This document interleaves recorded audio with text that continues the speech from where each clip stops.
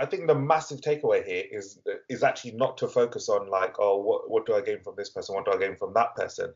It is more of a reflection of where you are in your life. And if you are not where you want to be, is it maybe your social circle that is holding you back from why you're unhappy or something? So today we're going to be discussing the impact and maybe influence, I guess you could call it, of your social circle. I think we would all probably agree that the people that you spend the most time with and talk to on a sort of a day-to-day basis are going to have some sort of influence and impact on your life. I'm wondering, just to kick things off, what would be your guys' experiences or thoughts on somebody that doesn't believe or hasn't thought about the impact that their social circle's having on them? Would you say it has a big impact, a small impact? Like, is it something that people should actively be thinking about or not? Yeah, definitely for me. Yeah. I mean, massive thing people should be thinking about, and they should be concerned about. They should be reevaluating, looking at their lives. I mean, you see numerous quotes about like the rich keep their circles small. You know, the more successful you get, the smaller your circle is going to be. That's just reevaluating over time. I wouldn't say it's a fact, but it's a fair opinion to have. So that's just my opinion on that. There's a quote that's something along the lines of like you're a combination of like the 5 people that you spend the most time with, right? And we read about it in kind of lots of books. I went like in the Tony Robbins event that I went to, the Unleash the Power Within. They had a whole section on that based on your social circle and the influence. Do you guys have, I guess, any like stories or experiences about maybe times when there was a positive or negative effect from your social circle? You don't have to throw out names but just sort of the impact that it can have. Yeah, I go from the age of sort of 15 onwards till about 18, 19. My social circle then, all good people, nothing against them. Made some great friends, had some great times, like had a lot of fun. But looking back in hindsight, that diverted my attention into the wrong areas. Things I'm thinking about now, things I'm trying to achieve now, I realize I could have done that with the right sort of people around me all those years ago. I've known Jamie for years, since I was about 14. Nearly 15 years I've known you, and I can honestly say the first 5 years of our friendship, we weren't talking about this sort of stuff. He was one of the people you were trying to cut out, yeah. But then on the flip side, it was that sort of reevaluation, which I think it's a hard one. Like, how do you get that reevaluation? How does someone just go, oh, actually, what does it take to get to that point? For me, it was, I got jumped when I was about 15. I got jumped by about 15, 20 dudes. You remember this, Jamie? Yeah. When I was younger. And that really made me think about who I was hanging around with and the kind of stuff I was doing, after school. And it made me really just sort of want to be a better person and want to be around people that wouldn't get me beaten up, basically. So I sort of found new friends. I had started venturing out of my neighborhood. It was really coming back then, as all your friends were just in that neighborhood. You had no friends from outside. And I started just venturing out and meeting more people. Funny enough, was what helped me to cut out those people, if that makes sense. You can tell someone like 100 times you need to reevaluate who your friendship group is. Like, as far as they're aware, their social circle is their social circle because that's who they want them to be. So they're happy with that. It will take something very serious, I think, for someone to go, hang on, this isn't right. I need to be doing this. And in order for me to do this, this is how I have to go about doing it. And that's what it is for me. It's just that sort of maybe life event or just a realization, like, you're not going to achieve shit if you don't have the right sort of people behind you. Yeah, definitely. I think when I was growing up, like Jamie could probably vouch for this, I knew everyone. I was literally a very sociable person when I was younger. Everyone knows who I was, but that's mainly from my sports. It was like I was running, I was athletic, and I just knew a lot of people. But as I started to get older and I started to think in a different mentality, I was then closed off to showing I was open to showing people how I thought. So yeah, me and Jamie known each other for longest time, but we only started talking about it later because I realized that Jamie's a good guy. You know, before based on who he was hanging around with, I'm like, he's not gonna understand what I'm thinking about. You know what I mean? Because he's hanging around with people that don't talk on that kind of level. But then when we started to talk and we started to hang around a little bit more, I was like, oh, Jamie's already on that level. So that's when we started to come closer as friends. I only had really one friend that I was like that with when I was growing up, which is my best friend. And it was just me and him, ride or die. Like there'd be groups of different friends, and they'd be like, oh, if I'm out, they're like, where's your friend? You know what I mean? And if he's out, they're like, where's your friend? Where's Jamie?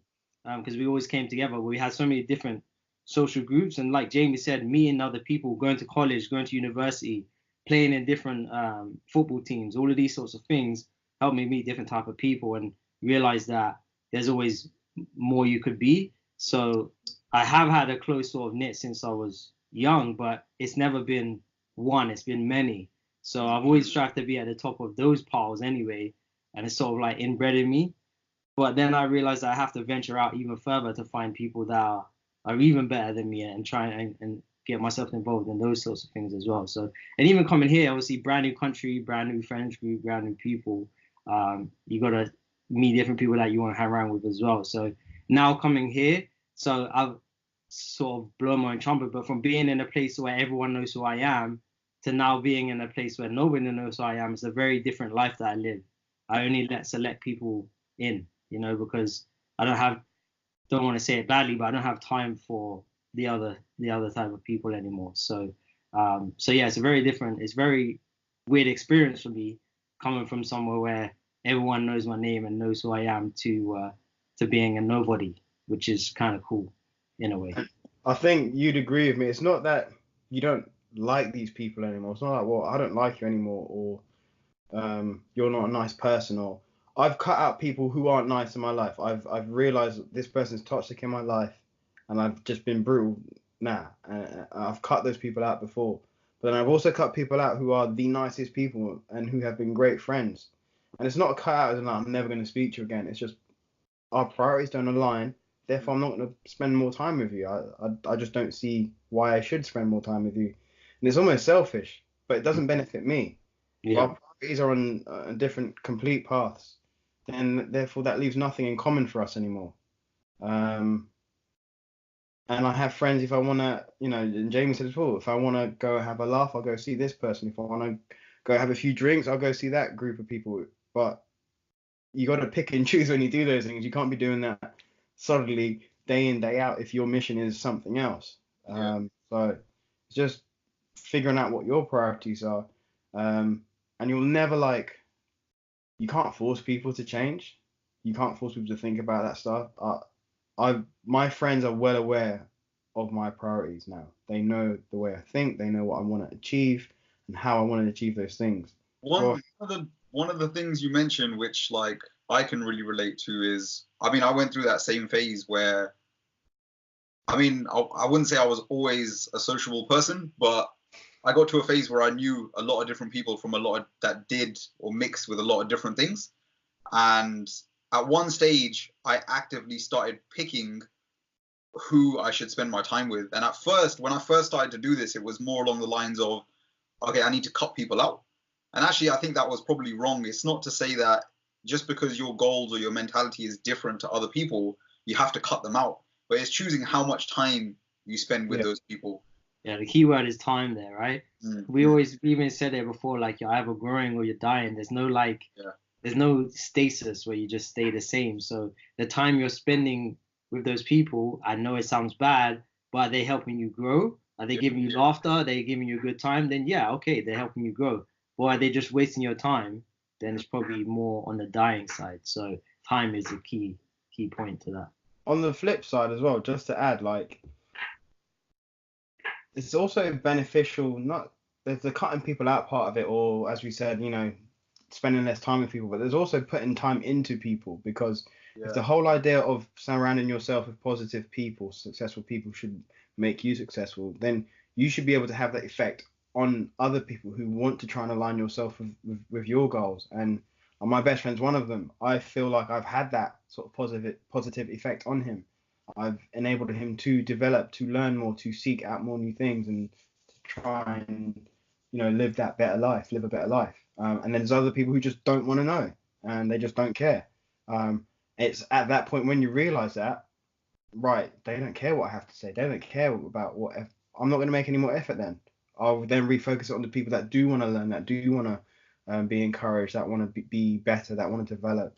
So I think for me, that's just as important. You got to have people that you can learn from, people on your level, and then people not below you, but people that you can pass stuff onto as well. You got to try and make it as even as you can. Kind of bring up in that way. Yeah. You have the potential to. I think my experience has been very different, and it's only sort of when I hit sort of late 20s that I realized what I did naturally. So for me, always as a person, I've always been about like, oh yeah, I want to have this amazing lifestyle. And naturally what I did was, and I didn't realize I was doing it, was the people around me, I'd always look at them and judge them and be like, do I want to be like this person? Do I want to be more like this person? And naturally I was just naturally more attracted to people who are more successful than me because I wanted to be them.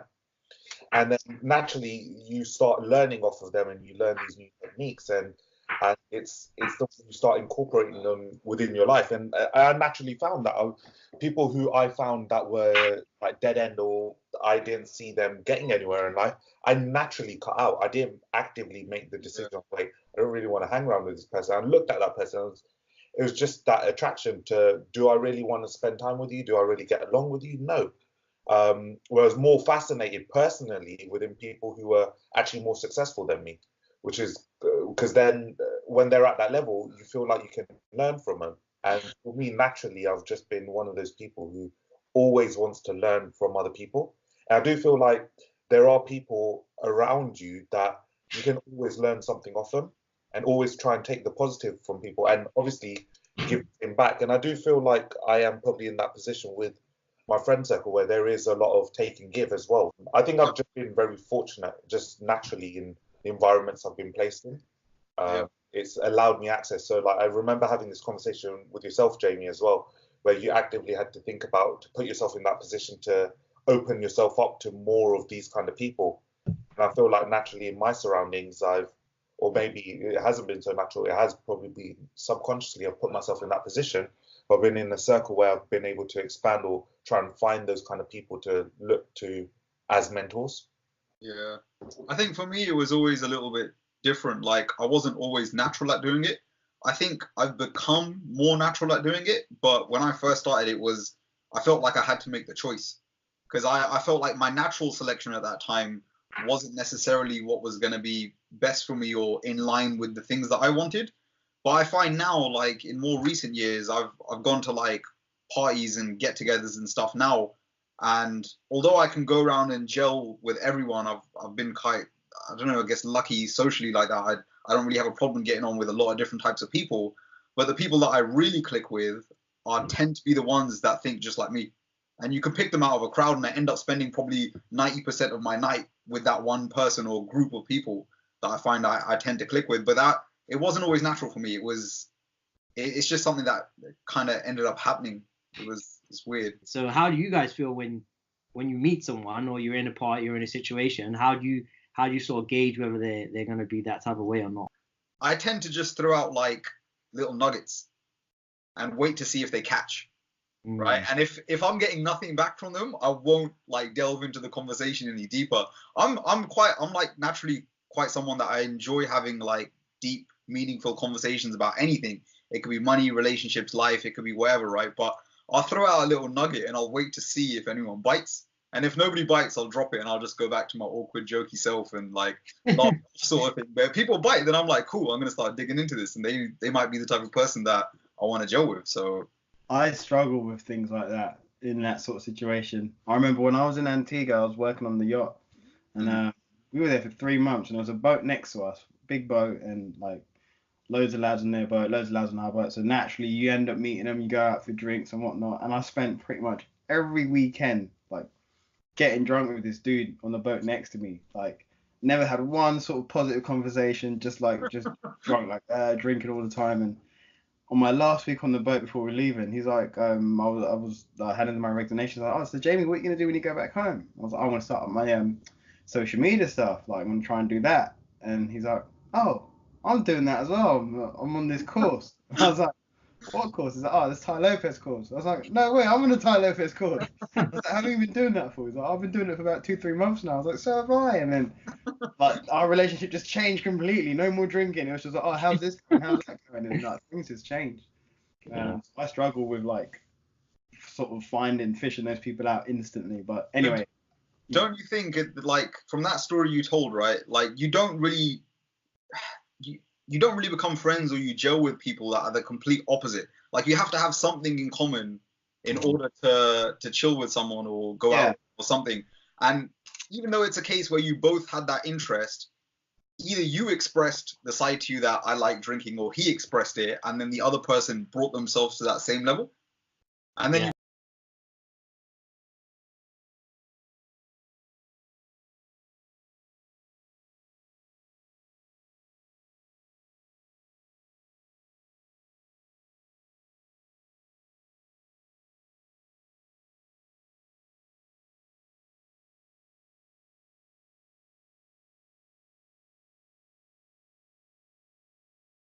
like either myself or like trying to find out more about the other person. Naturally, I'm just inquisitive about like people and why they do certain things.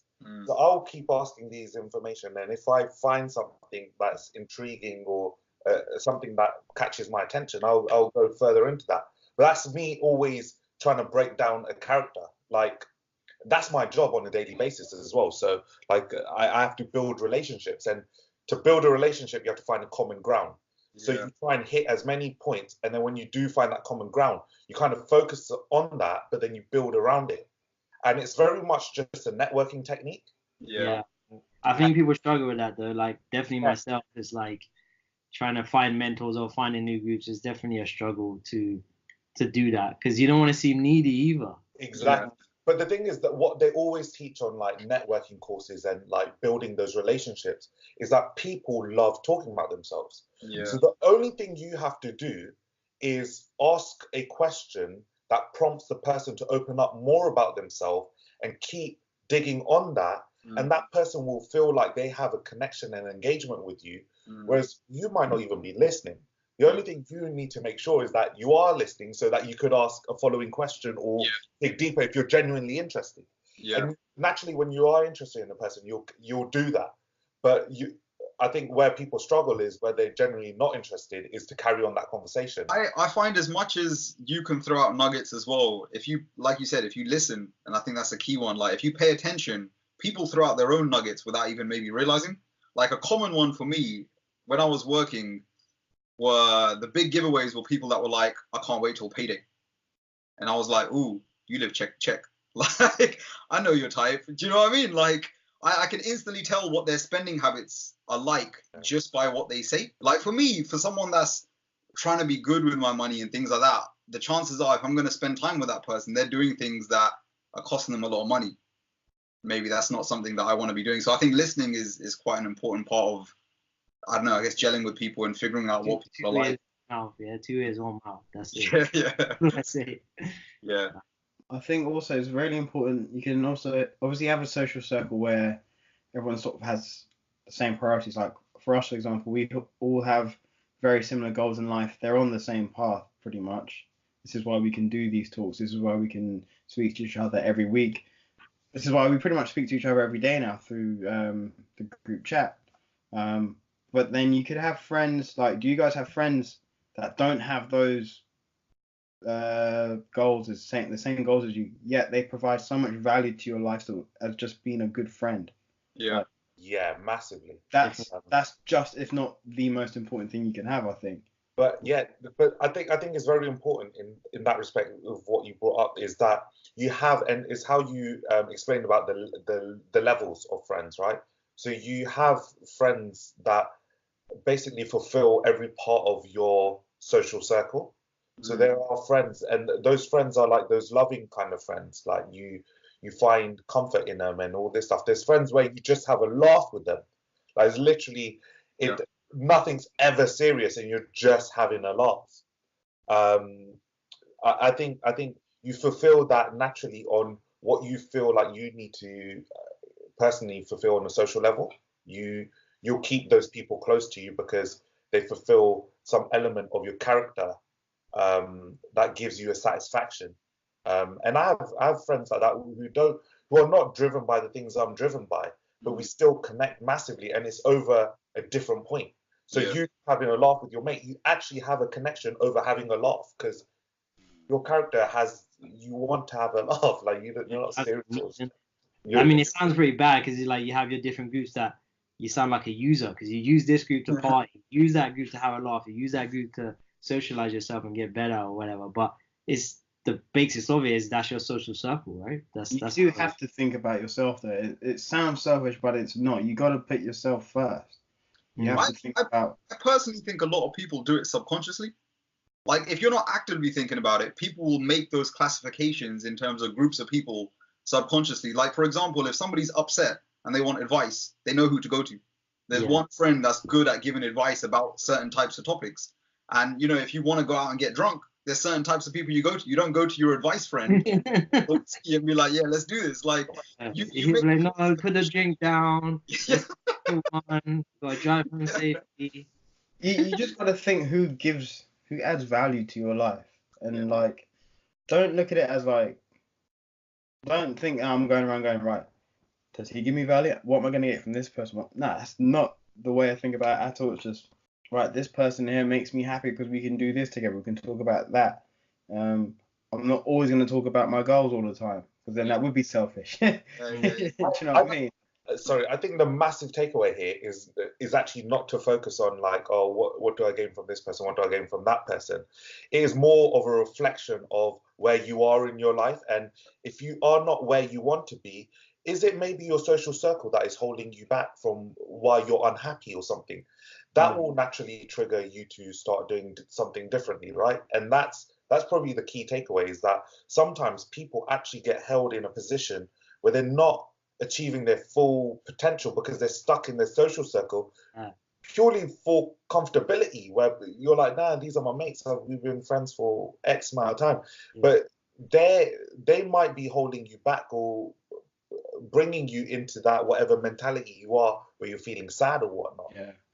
It's stages, isn't it? Like there could have been a stage where you're like full on party mode, like I don't know, 18 to 25 or whatever, I turned 21, where you're just partying, but you get past that stage and you want to move on, but your social friends that you're partying with are still in that stage. And you're still in that stage with them because no one else is moving out. And you're just comfortable and you just keep partying until you're like 40 years old. You know what I mean? Whereas there's different stages as you grow in life, like J-Pow was saying, is prime example. But realizing that is key. Realizing that and then moving on to that next stage is a key point. A lot of people, like you said, get comfortable and they think that that's the stage that they should be in and stay there.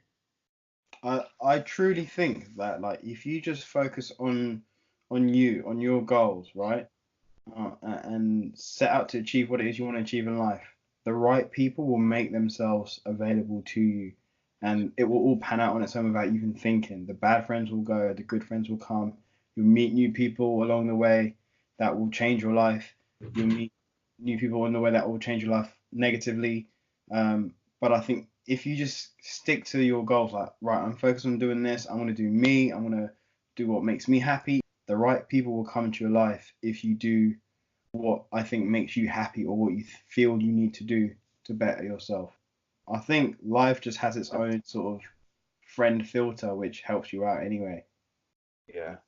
I think that's a good point actually. So like even if we look at our social circle, like four of us, like it's very different the relationships we have with each other as well, if you think about it. So like you and Jamie connect over like books and stuff, whereas me, I hate books. Like I haven't read a book complete like back to back, but we still have the same bond because we're bonding over the fact that we're ambitious. We reflect on our lives and we want to be somewhere else, and we help each other achieve that. And then again, you look at mine and Sandy's relationship when we have like our relationship's like a two-sided coin. It's like they're completely different on both sides. There's the one element where we have of really deep business stuff and all this stuff. But then we have this massive history of when we were kids, and we have moments where we're not even talking about this stuff at all. It's just pure jokes, like literally pure jokes. So again, like we bond over very different things, and that kind of shows like the pulls and the pulls and the pushes in our relationship, and it's obviously the pulls that are stronger that keeps us together. Yeah. Those are the best friends, I think. Yeah. Jamie, you may have that as well. We can talk about UFC, just talk shit for an hour as well when we're together. We used to party. He was part of the party too. Yeah. We used to do enough stuff, man. But We it can just still party now if you wanted to. yeah. Have like a great time. Yeah. I think the key It's like is Sandra's story as well. Like we met through Yeah. work. When we was at work, I don't know how long we were working together. Probably like 2 years or so before we started talking about this stuff. yeah. To me, Sam was just someone that was cool that was at work, you know. And then it was one book that changed it. I was like, wait a minute, this guy knows about this, and that was it. I saw his screen. I was like, all right, this is time to have a conversation, you know. And then it's like you were saying, it's life sort of filters that automatically as well. And then obviously through Sandra, I met J-Power, and we got the same ambitions and stuff like that. So life did that, you know. We didn't kind of make them choices. It was kind of Just given you to us. going Like, on I the path. James from school. I knew him from people, you know. I knew him from his cousin, from other people, you know. So it wasn't like I chose Jamie to be my friend. We just connected when we met each other. So yeah, that's a very good way of putting it. Life filters it for you too. one of the key things I'm getting from this is it's not so much about cutting people out or figuring out where to spend most of your time. I think one of the keys is balance. You don't want to be too one-minded on any one particular thing. That's kind of obsession. You want to just have balance of many different areas of your life. You want a different circle of friends for everything. And then once you have those circles, you can choose how to spend your time, I guess. But yeah, for me, balance is a big one. It's the main message I take from this. Yeah, I think everyone knows a good social circle will improve your life in some sort of positive way. Yeah. Everyone knows that, whether in a good place or a bad place. It is just that whole process of, as you said, finding balance and figuring out your priorities first. That's always one thing you need to look at, and then just sticking to your path and just like going along your path and just letting life do its thing and letting people come and go. On that one, I think it's a lot about reflection and seeing if there's certain things that do hold you back, and if it is your social circle, then maybe those things need to change. But life's about change, and you should embrace change. Hope you enjoyed today's video. If you've got your own thoughts on the influence of your social circle, leave a comment down below, and we'll catch you next week.